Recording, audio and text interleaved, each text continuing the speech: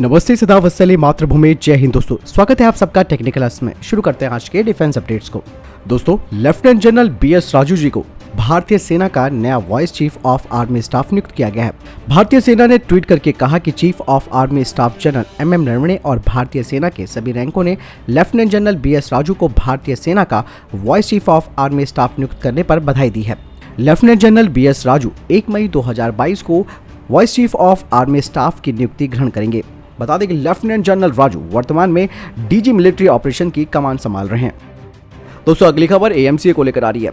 Hindustan aeronautics limited के Nashik plant को AMCA के प्राइमरी पार्टनर के तौर पर चुना गया है, जहां पर AMCA के पार्ट्स और असेंबली का निर्माण किया जाएगा। बता दें कि पार्ट्स और असेंबली मॉडिफाई असेंबली का इस्तेमाल करेंगी स्पेशल पर्पस व्हीकल के लिए, क्योंकि AMCA का प्रोग्राम स्पेशल पर्पस व्हीकल के माध्यम से ही तैयार किया जाएगा, जिसमें कि प्राइवेट सेक्टर और पब्लिक सेक्टर कंपनीज भी शामिल है।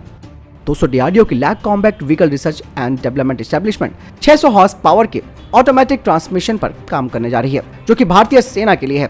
बता दें कि ये पहला प्रयास है इस तरीके के सिस्टम को बनाने के लिए, जिसका इस्तेमाल भविष्य में भारतीय सेना के फ्यूचरिस्टिक इन्फेंट्री कॉम्बैट व्हीकल्स यानी कि FICV में लगाया जाएगा। और CVRD कुछ वेंडर से भी बात कर रही है ताकि वे इसके कॉम्पैक्ट हाइड्रोलिक के बॉक्स को तैयार कर सके। भारतीय सेना की 2021 में जारी की गई RFI के अनुसार करीबन 1750 फ्यूचरिस्टिक इन्फेंट्री कॉम्बैक्ट व्हीकल्स की जरूरत भारतीय सेना को होगी।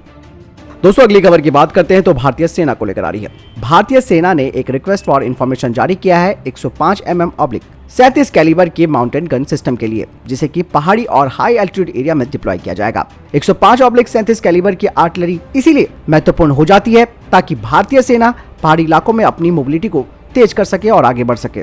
क्योंकि दोस्तों इस माउंटेड गन सिस्टम के कई फायदे होते हैं, क्योंकि इसका जो बैरल एलिमेंट होता है वो माउंट होता है व्हीकल पर। क्योंकि पहाड़ी इलाकों की सड़क कम चौड़ी होती है, इसीलिए माउंटेड गन सिस्टम को काफी बेहतर माना जाता है। और ये माउंटेड आर्टिलरी मिलिट्री व्हीकल्स की तरह दिखती है, इसीलिए इसका डिटेक्शन कर पाना आसान नहीं होता दुश्मनों के लिए। RFI के अनुसार माउंटेड गन सिस्टम भारतीय सेना के पास मौजूद सभी तरीके के एम्यूनिशन को दाग सकता हो। साथ ही इसमें इनिशियल नेविगेशन सिस्टम भी होना चाहिए और रातों दिन में भी लड़ने की क्षमता होनी चाहिए। ऐसे में दोस्तों इसका सबसे पक्का दावेदार माना जा रहा है भारत फोर्स के द्वारा निर्मित गरुड़ा, जो कि 105 mm और 37 कैलिबर के माउंटेड गन सिस्टम है और इसका वजन 5.5 टन से भी कम है। इस गन सिस्टम को 4x4 all terrain high mobility vehicle पर लगाया गया है। 105 mm 37 कैलिबर की यह mounted gun system 360 degree firing क्षमता के साथ आता है और इसे भारत फोर्स ने स्वदेशी रूप से तैयार किया है। अगर बात करें गरुड़ा के रेट ऑफ फायर की, तो ये 4 राउंड पर मिनट के हिसाब से दाग सकता है और इसका इंटेंस रेट है 6 राउंड पर मिनट, वो भी 10 मिनट तक। अमेरिकी सरकार के एक सीनियर अधिकारी ने कहा है कि दोनों देशों की नेताओं की मजबूत साझेदारी और उनके दिशा निर्देशों के तहत अब भारत की डिफेंस कॉर्पोरेशन अमेरिका के साथ मिलकर नए हथियारों का निर्माण करेंगे, जिसमें कि तकनीकी हस्तांतरण की जो सबसे बड़ी बाधा है उसे दूर किया जाएगा सबसे पहले। साथ ही दोनों ही कुछ विशेष क्षेत्रों में काम करेंगे, जैसे कि अंडर सी टेक्नोलॉजी में दोनों ही देश मिलकर काम करेंगे। दोस्तों स्वदेशी मैरीटाइम प्रपोजल के लिए मिनिस्ट्री ऑफ डिफेंस और भारतीय नौसेना की सहमति के बाद गैस टरबाइन रिसर्च एस्टेब्लिशमेंट नए सिरे से अब काम कर रहा है 12 मेगावाट के Kaveri marine gas turbine engine के लिए, जो कि मॉडिफाइड कोर के साथ होगा। Kaveri marine gas turbine engine अपने पहले टेस्ट में पिकअप पावर को नहीं ले पाया था लंबी अवधि के लिए, जिस वजह से ये परीक्षण फेल हो गया था, जिसके बाद गैस टरबाइन रिसर्च एस्टेब्लिशमेंट ने कई टेक्निकल समस्याओं को पहचाना। खास करके कावेरी ड्राई इंजन प्रोग्राम के कावेरी कोर में अब कहा जा रहा है कि GTRE को पूरा विश्वास है कि वो कावेरी मेरीन टरबाइन इंजन के कोर को जल्द ही तैयार कर लेगा।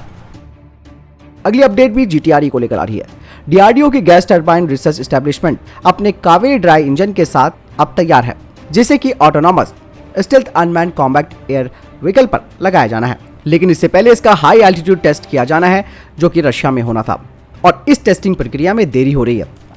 बता दें कि इस टेस्ट को IL क्षेत्र फ्लाइंग टेस्ट बेड से किया जाना था, लेकिन जिस तरीके से ईस्टर्न यूरोप में तनाव की स्थिति चल रही है, जिसे देखते हुए अब ये कहा जा रहा है कि परीक्षण अब और देरी से होगा। अगली खबर दोस्तों INS विक्रांत को लेकर आ रही है। कोचिन शिपयार्ड के डायरेक्टर ने कहा कि INS विक्रांत अब अपने अंतिम समुद्री परीक्षण से गुजरेगा। इस दौरान MiG-29K से इस एयरक्राफ्ट कैरियर में टच और ग्राउंड लैंडिंग होगी। साथ ही ये टेक ऑफ और लैंडिंग भी करेगा INS विक्रांत के डेक से। कोचिन शिपयार्ड मई के अंत तक स्वदेशी एयरक्राफ्ट कैरियर को भारतीय नौसेना को सौंपेगा और भारतीय नौसेना इसे अगस्त में ऑफिशियली नौसेना में शामिल कर देगी। दोस्तों इमैनुअल मैक्रोनी दोबारा फ्रांस के राष्ट्रपति बन चुके हैं। ऐसे में उनके पहले गेस्ट होंगे भारत के प्रधानमंत्री नरेंद्र मोदी और इस मीटिंग में कई सारे डिफेंस समझौते हो सकते हैं, जिसमें कि फ्रांस भारत को अपने इस्तेमाल किए गए राफेल एम यानी कि राफेल मरीन की पेशकश तो करेगा ही, साथ ही वो अतिरिक्त स्कॉर्पियन क्लास की सबमरीन्स की भी पेशकश भारतीय नौसेना को करेगा। इसके अलावा फ्रांस भारत को पहले ही F-21 हैवीवेट टॉर्पीडो की पेशकश कर चुका है, जिन्हें कि 6 कलवरी क्लास सबमरीन में लगाया जा सकता है। इसके अलावा फ्रांस ने भारत की 30 कंपनियों की भी पहचान की है, जिनके साथ वो मिलकर लोकल प्रोडक्शन भी करेगा भारत के अंदर। ऐसे में ये कहा जा रहा है कि इस यात्रा के दौरान भारत और फ्रांस एक A330 मिड एयर रिफ्यूलर की डील पर साइन कर सकते हैं, जिसे कि भारतीय वायुसेना को दिया जाएगा। भारतीय नौसेना और अंडमान और निकोबार कमान ने 27 अप्रैल 2022 को अंडमान और निकोबार द्वीप समूह से ब्रह्मोस के एंटी शिप वर्जन के माध्यम से समुद्र में टारगेट को सफलतापूर्वक नष्ट किया। इससे पहले भी इसी महीने भारतीय वायुसेना ने सुखोई 30 MKI से ब्रह्मोस मिसाइल का सफलतापूर्वक परीक्षण किया था। दोस्तों अगली खबर पाकिस्तान बॉर्डर से आ रही है। दरअसल पंजाब के अमृतसर में पाकिस्तान सीमा पर ड्रोन के जरिए स्मगलिंग करने के प्रयास का एक और मामला सामने आया है। हालांकि BSF के मुस्तैद जवानों ने कार्रवाई करते हुए इस स्मगलिंग को विफल कर दिया। बता दें कि जिस ड्रोन का इस्तेमाल किया गया है वो चाइनीज ड्रोन है।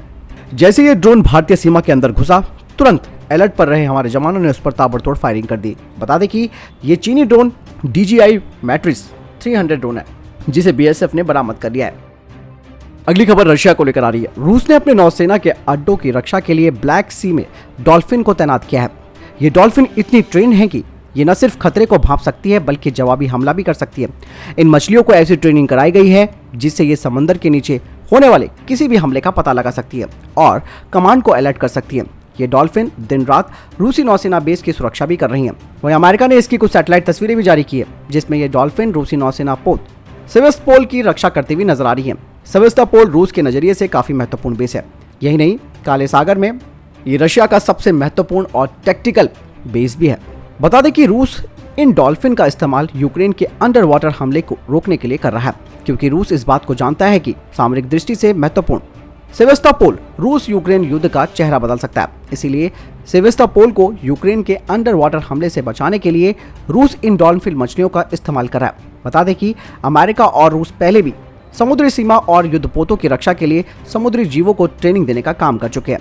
रिपोर्ट में कहा जा रहा है कि रशिया के इस नेवल बेस पर रूस के अत्याधुनिक जहाज खड़े हैं। हालांकि ये सभी जहाज यूक्रेन के पास मौजूद मिसाइल के रेंज से काफी दूर हैं।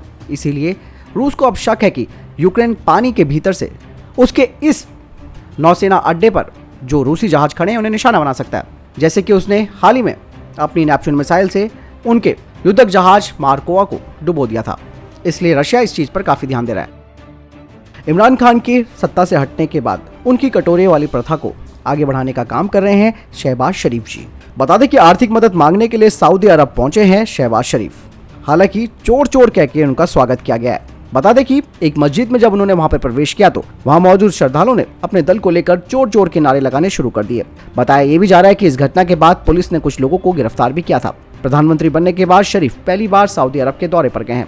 ऐसा कहा जा रहा है कि शरीफ सऊदी अरब से $3.2 बिलियन का अतिरिक्त पैकेज लेना चाहते हैं। सऊदी अरब ने पहले ही कर्ज से जूझ रहे इस देश को $3 बिलियन के डिपॉजिट भी दिए हैं। एक अनुमान के मुताबिक पाकिस्तान को भुगतान संकट से बचने और विदेशी मुद्रा भंडार में और कमी को रोकने के लिए बिलियंस डॉलर की जरूरत होगी। तो फिलहाल के लिए दोस्तों ये थे अभी तक के टॉप डिफेंस और स्पेस अपडेट। वीडियो के सामने कोई प्रश्न जवाब आपको कोई सवाल है कमेंट सेक्शन में लिखकर जरूर पूछ सकते हैं। मिलता हूं नए वीडियो के साथ, ख्याल रखिएगा अपना। जय हिंद, वंदे मातरम।